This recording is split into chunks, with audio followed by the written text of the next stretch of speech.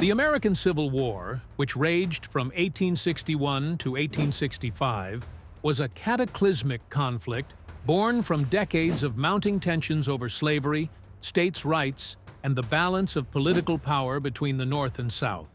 The war would ultimately claim more than 600,000 lives, devastate vast swaths of the American landscape, and redefine the nation's identity. Yet, in its early months, the war was marked by confusion, limited coordination, and a widespread underestimation of its potential scale and brutality. Many believed the conflict would be short-lived, a few decisive battles followed by reconciliation.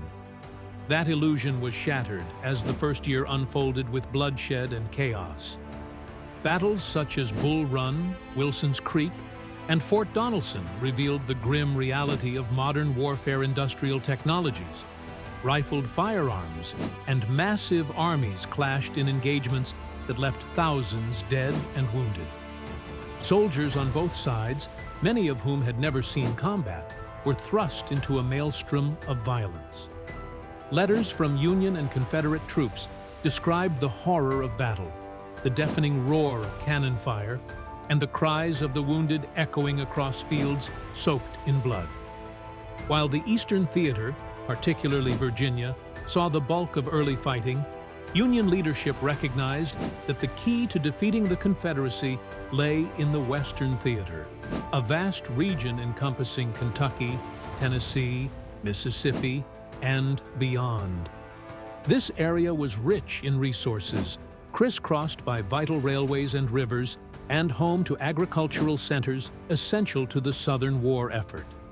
General Winfield Scott, a seasoned strategist, articulated the importance of the Mississippi River, calling it the spinal column of the Confederacy.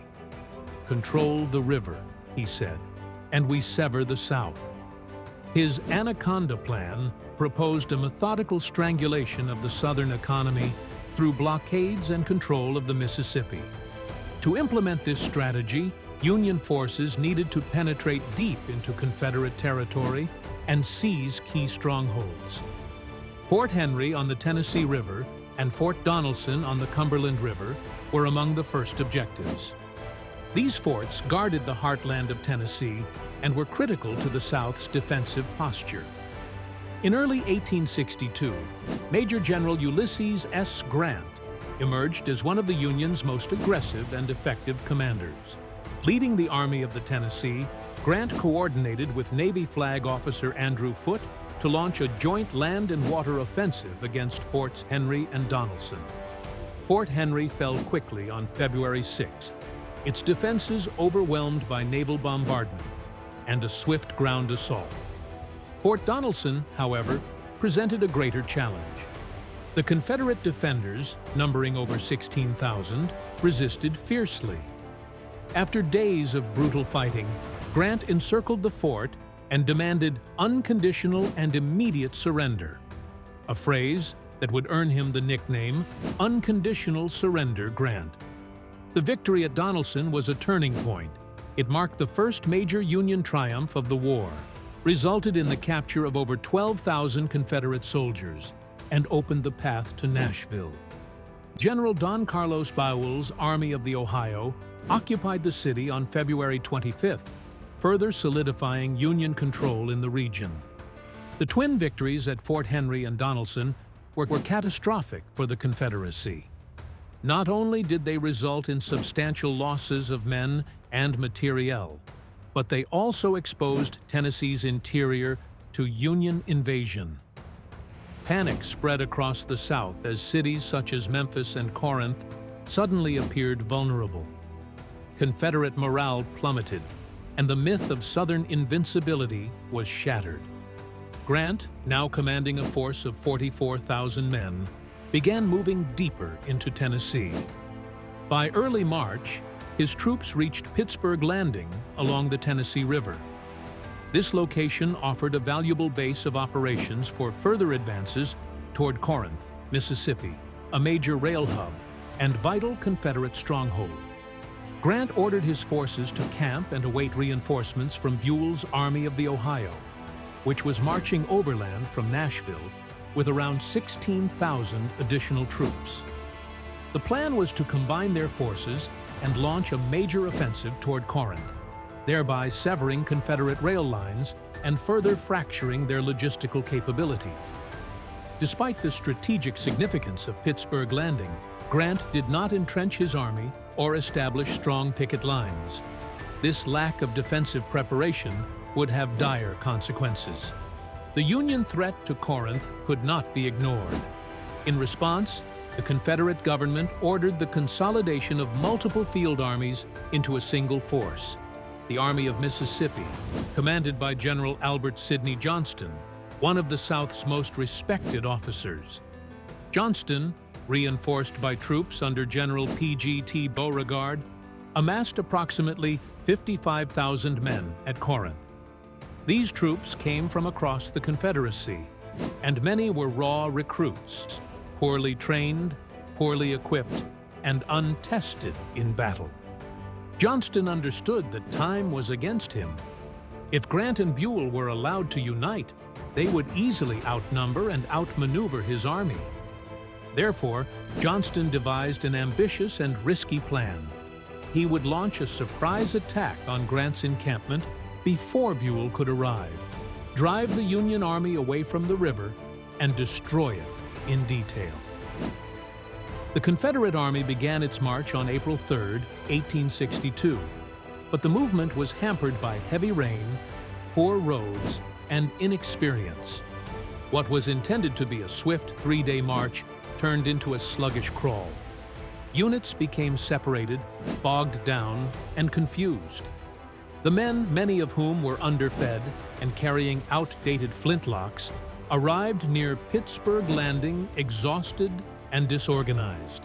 Still, the element of surprise remained intact.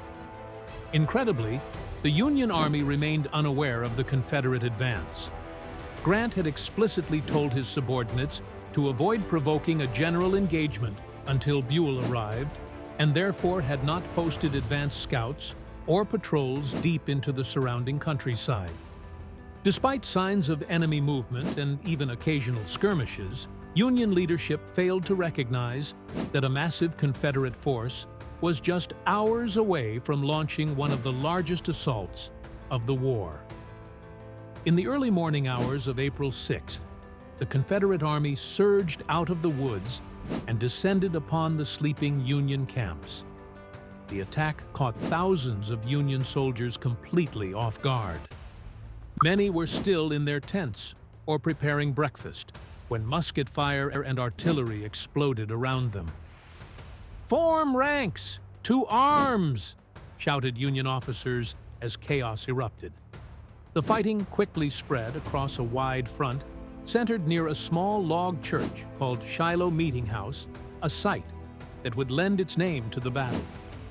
Confederate General Braxton Bragg, commanding one of the key divisions, pushed his troops forward in aggressive, repeated assaults. The Confederate plan was to drive the Union Army westward, away from the Tennessee River and into a marshy area where retreat or reinforcement would be difficult. However, after Johnston was wounded and Beauregard took command, this plan was altered. Beauregard instead focused on driving the Union into the river, hoping to pin and destroy them. One of the most iconic and fiercely contested areas of the battlefield emerged along a sunken road near the center of the Union line, later dubbed the Hornet's Nest. Here, Generals Prentiss and Wallace anchored a stubborn defensive position in the midst of chaos. Confederate forces launched repeated frontal assaults against the Hornet's Nest. Some estimates put the number as high as 14 separate charges. Artillery under General Ruggles massed over 50 guns in a single position to batter the Union defenders. Survivors described the air as alive with bullets, their hum compared to angry bees. The fighting in the Hornet's Nest raged for over 7 hours. Despite being flanked and surrounded, Union troops continued to hold out until they were eventually overrun and forced to surrender or flee. The Battle of Shiloh would continue into the next day, with Union reinforcements arriving and turning the tide.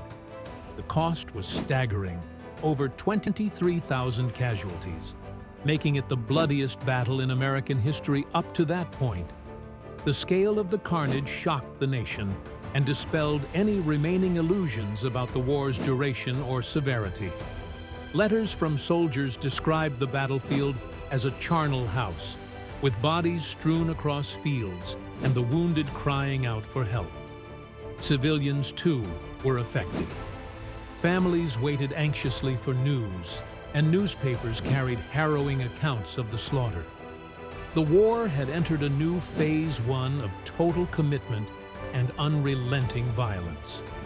The Battle of Shiloh was a grim harbinger of what was to come.